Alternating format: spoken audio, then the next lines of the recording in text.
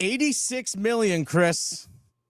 $86 million. That's the number of guaranteed dollars spent in free agency on defensive players. Wharton, Merrick, Brown, Jones, Roseboom. On those five guys, $86 million guaranteed on defense. Wow. On just those five free agents. Yeah, that's a lot. That's a good amount of money. Plus the draft picks on top of it, Chris. Time for the defense to turn things around. Let's get this sucker started. Get dialed in, Panthers fans. Here comes an in-depth look at your team. Exclusive interviews. Locker room insight. Let's huddle up for Panthers Playbook. Here are your hosts, Dennis Cox and Chris Lea. Welcome back to another episode of Panthers Playbook. That's Chris Lea, Dennis Cox here with you. Thanks again for tuning in and with us during the offseason. It's a big year this upcoming year for the defense, Chris. And by the way, folks, let us know your thoughts on what's the standard for the defense. What does it need to be this upcoming year in order for the Panthers to push for a playoff spot? That playoff spot, Chris, might be 9-8 winning the division, knowing how well the rest of the division also isn't very good. Yeah, it could be. And you know, if the Panthers want to even sniff at something like that, if they want to sniff more wins than what they've had over the last few years, the biggest win total since 2017 was 7. That's it, and that was what 2022. We need to. The defense is going to be a huge part of that, and it's going to take some massive improvement. I think the offense is probably about there. They're probably middle of the pack type of offense right now. Young and growing. Possibly maybe growing more. Defense needs to catch up for sure. Yes, it absolutely does. And like I mentioned, $86.1 million in guaranteed money on contracts to Treshaun Wharton, Bobby Brown, Patrick Jones, Trayvon Merrick, Christian Roseboom. All those guys signing anywhere from 1, 2, or 3 year contracts with the Panthers this offseason. On top of, Chris, 2nd round pick, 3rd round pick, a 4th round pick, a 5th round pick. That's cash money picks I'm talking about. You know what I'm talking about? What? Yeah. So, and Derrick Brown coming back into the mix as well. So you factor in 4 guys drafted, Derrick Brown coming back, and 5 guys that you signed this offseason on top of you brought back Mike Jackson. You also gave J.C. Horn a big fat contract extension as well. Something has to change. And the fact that the defense was historically bad, and I don't throw historically bad out there, Chris, loosely. There are numbers that back up historically bad for this defense last year. Evero was back as a defensive coordinator. We talked last week, make or break year for Bryce Young. For this defense and Evero, make or break year. Has to be. Last week I gave a little bit more grace to Bryce Young, mainly because I wouldn't even say grace. It's just I have more faith in him. Sure. With what it is. And I think we've seen really, I'm going to be real. I think we've seen more good from Bryce Young than bad. I think that a lot of the bad that is associated with him was what was around him. And you can't expect in a lot of cases for one person to lift up 10 others when the system and everything else around you is really bad. In this case, we are asking one guy to make everything else around him better. You're the coordinator, you're the coach, you're the person that schemes together this whole thing. And I think I said on an episode last year, you don't have a lot of good players, but also when you don't have the best players available, it also shows how good of a coach you are when you can get, how the best out of a particular group. I never expected the Carolina Panthers to be top 20 in defense last year. I did I take that back. I think I kind of did because they were a top defense the year before, but I did not expect them. I did not expect the defense to lose games for the Carolina Panthers. Yeah. And that's what happened. I was hoping that everything would remain kind of baseline for them from the year prior, even not having Brian Burns, who was traded before the season, right? It's not about Brian Burns not being there. It's just that to me, I don't know if this scheme, this system is really working. Ejiro Evero can shut me up about that. Oh yeah, this year he has a grand can. opportunity. Shut me up too. He's gotten. You mentioned all the free agents. You mentioned all of the draft picks. You got the right people in here to make your system look good, and not only better pieces and more depth pieces for the system, but you have a lot more to choose from. Like you're going to have much more depth on this defense, and at least for the front seven, at least we still have some questions about the secondary, and you should be able to get to the quarterback a little easier. So now, hey, Ejiro Evero, it's on you. Yeah. It really is all on you right now. I hope they get to the quarterback because let's be honest, the last couple of seasons with Evero on as the defensive coordinator, this team hasn't gotten to the quarterback. No, last year, Chris, they were 28th in the NFL in sack percentage. So, and again, not looking at total sacks, we're looking at sack percentage. We're looking at number of dropbacks, how often did they get to the quarterback. They were 28th in the NFL last year in sack percentage at 5.69%. Generally, you think that's nice. Exactly, but it's not. But the year before that, Chris, where you had Derrick Brown. By the way, people say, well, Shaq Thompson missed time. Well, Shaq Thompson actually played more games in 2024 than he did in 2023. So that's a wash in my mind. But in 2023, when you had Derrick Brown, you had Brian Burns, and you had Frankie Luvu, their sack percentage was 5.31. Actually slightly less than it was in 2024. So it was actually worse in 2023 when you have Burns, Brown, and Luvu. 31st in the NFL. Let me see that again. 31st in the NFL. Oh, by the way, and you didn't play Jeremy Chin hardly at all in 2023 either. Can I ask a question? And I want to see if this is like off base for me, but okay. The team averaged giving up 404 point whatever yards per game last year, right? Again, worst in the NFL. I'm not expecting them to all of a sudden become just this lockdown defense. Mm-hmm. But if I were to ask them realistically to maybe like, let's shave off 70 yards of that, right? And now you are letting teams get maybe 334 yards per game. Is that unrealistic? Because just looking at NFL rankings last year, that would effectively bring them, if we're talking about how things were ranked last year, from 32 to about 17 in the NFL, right?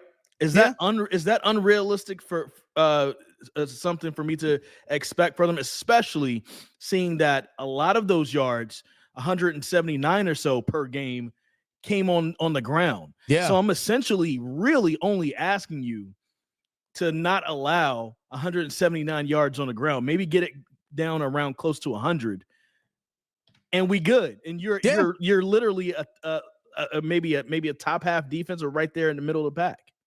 I look more at not necessarily yards per game in terms of like rushing specifically, because sometimes that can be skewed if a team is trailing or has a lead, so that those numbers can be skewed a little bit. I look at yards per carry. Last year, Carolina was 5.2 yards per rush, dead last in the NFL. But actually go back to 2023. They were 4.1, which is right there, basically even with a lot of other teams in like the 10 to 15 range. Which I'm like, if you can get back to that, that's obviously a much improved defense, obviously. But I think for me is that when you need a sack, when you need a third down, someone that, okay, the other team has 3rd and 7 from their own 35-yard line. Can you get a stop and maybe give your offense better field position? Can you do that? That's something this defense really hasn't done. Getting to the quarterback, causing those splash plays. Chris, you and I have referred to back in 2023. They only had 1 strip sack, and it came on the 3rd play of the very first game down in Atlanta. You were there. I wasn't there. I was watching, but I wasn't. So you were watching. That's right. You didn't go down to Atlanta in 2023. That's right. Yeah. Pat Welter was down there. That's right. Pat was down there. WREL was there. Our friends were there. Yes. But that is something that I still have a major question about as well, is that can this team generate enough in terms of splash plays? I think it's very realistic, Chris. I don't think it's off base for you to say, hey, can we not give up 175 yards rushing in game? Can we go down to like 125? But I think that's realistic expectation, especially with all the guys that they brought in. I would like 100. Just get there at 100. And I'm with you. And part of what you were saying, and I was going to go back, like you went a little bit further ahead, but towards the end of games, yes, teams, because they had leads, would run it more on the Carolina Panthers, so there will be more yards there. Obviously, let's say maybe that accounted for roughly 30 more yards per game. Okay, whatever. I'm asking you, Carolina Panthers, to not let the teams get maybe the other 40, 45, right? And I think that's a massive improvement, especially seeing, I don't know if you have the stats right there in front of you, how many times, Dennis, were we at Panthers games and we'd see the first Panthers player not even getting contact until 5 yards. The running back was 5 yards into his run, and then still going maybe another 5 to 10 yards after that. I'm really asking you, let's have some contact at the line of scrimmage and wrap up and tackle, for the most part. And I think if you really take care of that, and you put teams in situations to where they have to actually try to win the game at the end and not necessarily try to run it out on you because essentially they've got the game in hand, then I think that can drastically bring that 179 down to close to around 100 right there. I mean, to me, it's simple with that. I'm not even asking you to defend the pass better. So yeah, exactly. There are only 3 teams in the NFL that gave up less than 100 yards per game rushing this last season. Baltimore gave up 80.9, which makes sense. They're generally leading teams. Minnesota was 93.2, and believe it or not, Tampa Bay at 96.9. Everyone else in the league gave up at least 100 yards or more rushing in a game. Now, fourth best in the league was the Philadelphia Eagles at 101.8. So when I say 120, that puts you there with Atlanta, Seattle, the Chargers, the Jets, which is like that 14 to 17 range. Like, which again, middle of the pack. That's middle of the pack. It's not great, but I'm talking, we're talking from 179 to 120. Like, that's a pretty drastic difference. You're literally cutting a third of the rushing yards you gave up last year down to that. But that's the reason why, obviously, Derrick Brown coming back, hopefully fully healthy, ready to go. But that's why he went and signed Bobby Brown, who's a true nose tackle, something that Shy Tuttle isn't. Shy Tuttle's more of a rotational piece, not a starting nose tackle. It's also the reason why you drafted Cam Jackson. Big body guys in the middle of that defense. Treshaun Wharton, more of a pass rushing guy, probably is a rotational guy on defense. And then you still have A'Shawn Robinson, Jaden Crumedy. You have all these other guys that you can rotate in on your defense. So, yeah, the guys are there just in terms of the front. Again, Wharton, Brown, Jackson, those are interior defensive guys. Scourton, Umanmielen, as well as Jones as edge rushers. That's 6 guys that have their hands in the dirt up front that are different than last year. If you can't make it work, either your coordinator stinks or you brought in the wrong guys. Both things could possibly be true. How many sacks did the defense get last year? Was it 36? Am I looking at the right number? I think it was 36 last year, yeah. 36 sacks. So if we can get I'm still going to go a little bit lower than the 120 because the 120 I think still will be troubling me a little bit. Okay. Because also the reason why I say that is because from what I've seen from Ejiro Evero's scheme, it's so zone heavy and a little soft, and you give people enough space that I would want to make sure we're cutting off a little bit more with the rush. Because if teams can't run it, they're going to pass it, right? Mm-hmm. And I don't necessarily have faith that the passing game can get better. So to help defend against that, you need more sacks, right? Yeah, more pressure is going to help the back end. Getting to the quarterback, because like the coverage is a lot of times is very soft, just to be real. So because we know that's what it's going to be, I don't have any other expectation. We just know that there are going to be times in the game in multiple passes where, we're going to look at a formation and he's going to have JC Horn not on the best guy, best right receiver on the other team, and going to have him 10 yards off the line of scrimmage on the next guy, and they're going to, maybe do a quick 5-yard out and a quick, completion to this guy, and they're going to run out of bounds. And so, boom, you're not going to actually have JC Horn really covering the guy. So I want those rushing yards to be cut down a little bit more, maybe towards like the 110 area. And then if we can get the sacks, 36, we said, is it wild to maybe ask for 45? Is it wild to ask for 45? I want the percentage to go up. That's the thing. I want the percentage to go up. Again, That's 20, true. That's true. 28th in the NFL in sack percentage. That's true. I want that percentage to go up. Some of the top teams in the NFL last year, if we actually look at, I'll go and pull up the numbers here real fast in terms of sack percentage. The best team in the NFL in sack percentage last year was Denver at 9.3%. Dallas was 9.2. Philadelphia last year was 10th in the NFL at 7.5. Again, Carolina, 5.69, 28th in the NFL. Here are the teams that were actually worse than them in the NFL last year at getting to the quarterback. Jacksonville, Detroit, they had a ton of injuries up front. Yeah. But Jacksonville, Detroit, Atlanta, and New England. Those are the teams that were worse than the Panthers last year. What's 15-16? So 15-16, Kansas City, 7.23%. They were 15th in the NFL. I want that. Yeah, exactly. Like, again, reasonable expectation. Now, if they're up there with, what the Baltimore Ravens were at sixth best in the NFL at 8%, great. I'll take that. I ain't going to complain about it. But I think that's still the major question mark, is that who is that consistent pass rushing threat on a game-by-game basis, on a play-by-play basis? Hey, where it's 3rd and 8 and the other defense has to go, where is so-and-so lined up? Which players have the most pressure on them on the defense for next year, for this coming season? We're talking about Ejiro Evero, but which players have the most pressure on them? That's a really, really good question. That's a really, really good question. I think JC Horn is going to, obviously with the contract that he got, is obviously there's more expectation that comes with it. But I think the pressure might be on DJ Wanham. It might be on Clowney if he's on the team. Like, someone's got to get into the backfield. But who do you have in mind? I agree with you. Mm-hmm. I'm actually going to take JC out of it, because I think if Jay-Z, him too. If JC is healthy, I think he's going to do what he's going to do, right? I'm not necessarily worried about him. Wanham and Clowney, you brought up. Yeah. I'm going to add in Derrick Brown.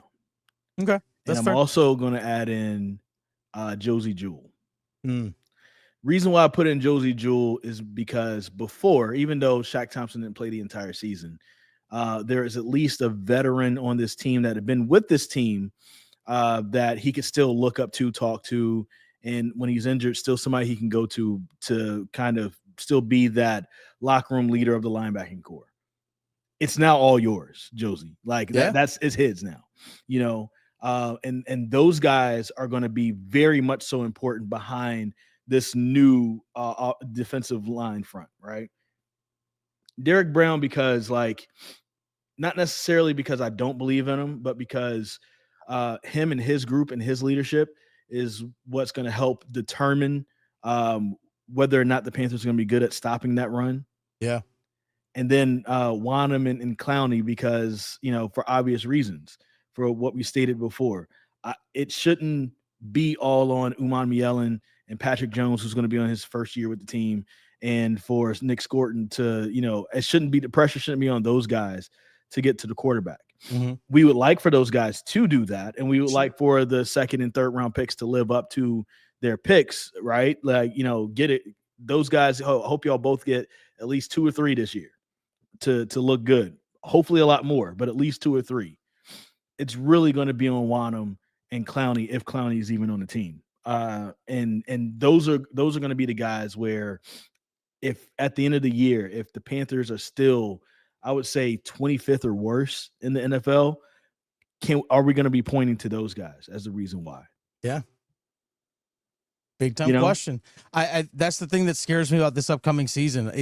There's still major question marks on defense. And I know we talked about going into the draft. How can you fix the defense? And we have plenty of people in the comments, which we love people leaving comments saying, oh, they signed guys in free agency.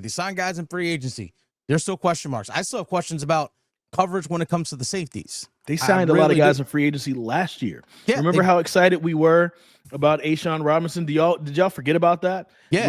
Did y'all remember how excited we were about Josie Jewell? Did you forget about that? About Clowney and Wanham, Robinson, Jewell. Yeah, we were excited about those guys. I fully remember. So, like, it's not. I don't think I'm out of bounds right now. For one, I am excited about the new guys, but I'm also like a little like I'm in wait and see mode as well. You know, I'm with you. I'm like, prove it. What you got, Wharton? You know what I'm saying? What you got, Brown? Yeah. What you got, Roseboom? What y'all got? Show us something. Patrick Jones, what you got? Hey, Trevor Wallace, did you take a step up going into year 2? Shaw Smith-Wade, have you taken a step up going into year 2? I think did Tim Donnelly, your colleague, say this? The fact that those guys, Wade and Wallace, because they played, even though it wasn't as good, they played a lot of meaningful snaps last year, that maybe their sophomore years can kind of grow a little bit. Yeah, I'm also looking forward to that. Not necessarily pressure on those guys, but I am looking for those guys to really take the next step, personally. It's realistic to expect a growth.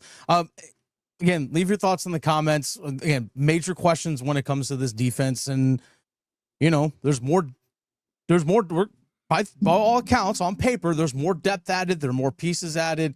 Does it all come together? Can Evero get these guys in the right positions? Can we not see safeties guarding the top wide receiver that lines up in the slot in pass coverage? Please and thank you.